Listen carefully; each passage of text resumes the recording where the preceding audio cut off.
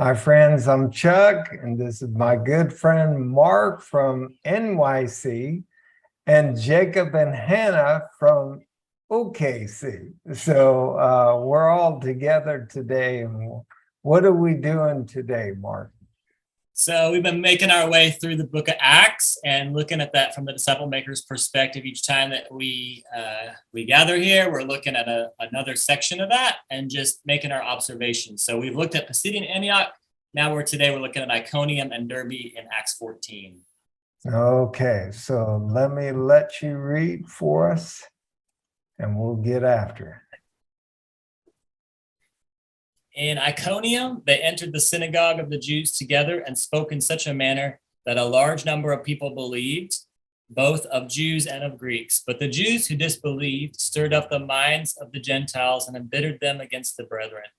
Therefore, they spent a long time there, speaking boldly with reliance upon the Lord, who is testifying to the word of his grace, granting that signs and wonders be done by their hands.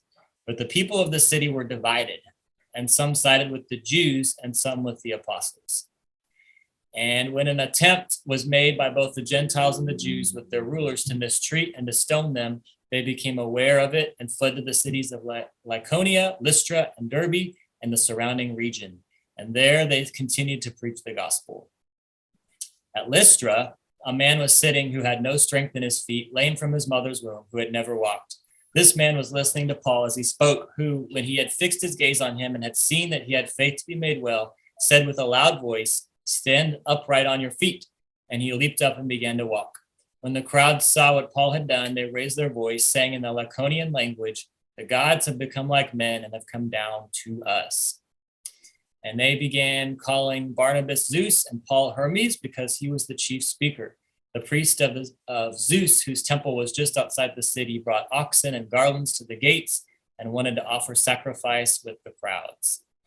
But when the apostles, Barnabas and Paul, heard of it, they tore their robes and rushed out into the crowd, crying out and saying, "Men, why are you doing these things? We are also men of the same nature as you, and preaching the gospel to you, that you should turn from these vain things to a living God, who made heaven and the earth and the sea and all that is in them. In the generations gone by, he permitted all the nations to go their own ways, and yet he did not leave himself without witness, in that he did good and gave you rains from heaven and fruitful seasons, satisfying your hearts with good and gladness. Even saying these things with difficulty, they restrained the crowds from offering sacrifice to them.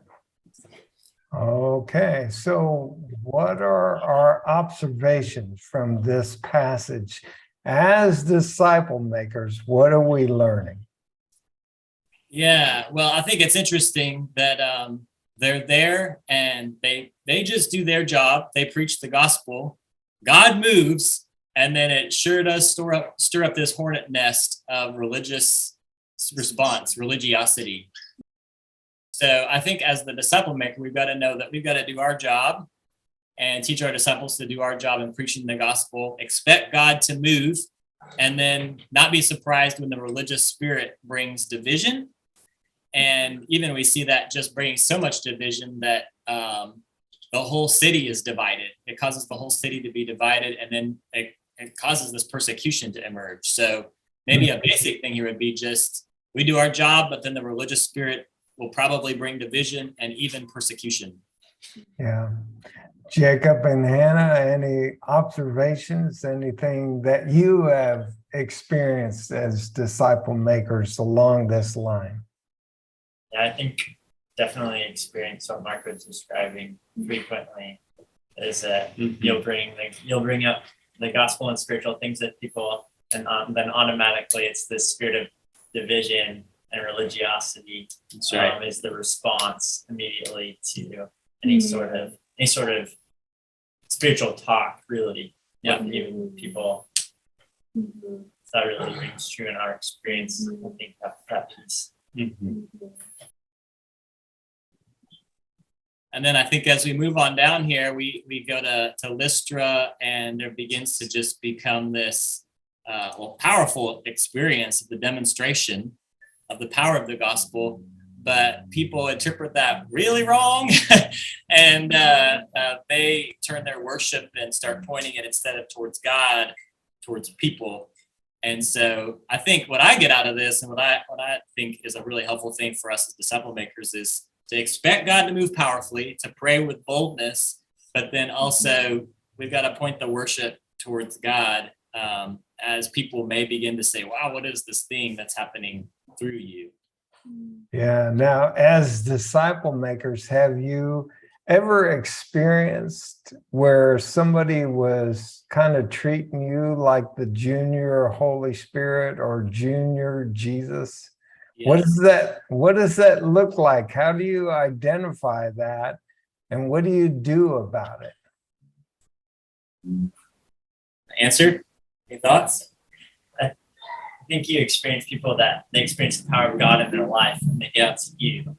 Yeah. And they're like, oh, you're so amazing. Thank you so much. You're like so great. And like, it's our job to then give God the glory. And it's not, oh, I'm actually wretched. Yes. And the Lord has been gracious to do some sanctification in my life and work through me by his power and only by his power. And like we reflect, use it.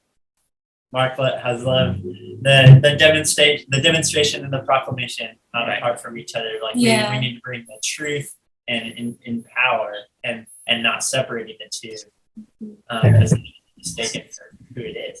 You know? That's right. We don't always be pointing back to the Lord. I think that the thing I've noticed that you're saying, Chuck, that's very true, Jacob, is that you begin to have people, they're focusing more on you and what you're doing than they are on Jesus. And it's such an uncomfortable place to be, because I've been through that. And as soon as you're up on the pedestal, there is nowhere to go but down from that. Like the next thing that's going to happen is you might hold it there for a little bit, but you're going down from there. And so it's not a good place to be for anybody involved. God's going to have to move at some point and wreck this disordered worship that's creeping into the situation. Yeah. Last night we were talking about the 3/3 process and accountability, and we were talking about obedience versus legalism. And one of the signs that you're drifting towards legalism is people are feeling accountable to you rather than accountable to Jesus. And one of the ways that we fix that is we always take time to pray before we talk about accountability goals, following fishing goals for the next time. So it's Jesus setting the goals, not Chuck. Yeah. And, like you were saying, you get on that pedestal, that can be pretty intoxicating for some people, and they like that position. But I guarantee you give me enough time, I will disappoint you. I make a very lousy God, so pointing to Jesus. Good. Any last words about this passage? There's so much more we could talk about. So much more. I think the only other thing I would highlight, the theme I see here, is they stay on task. They're not trying to do something different. Pisidian Antioch, Iconium, Lystra, Derbe, same thing. Preach the gospel. Pray for the people that come to them. Endure persecution. Make disciples. Go to the next town. Preach the gospel. They're staying on task and doing what God has given for them to do. And so I just see that as like, we've got to endure and stay focused in the middle. Yeah. And endure the heady stuff that will come your way as a disciple maker. Don't put yourself on the pedestal. All right.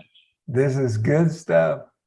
All right. We love you. God bless you. And until next time, keep following Jesus.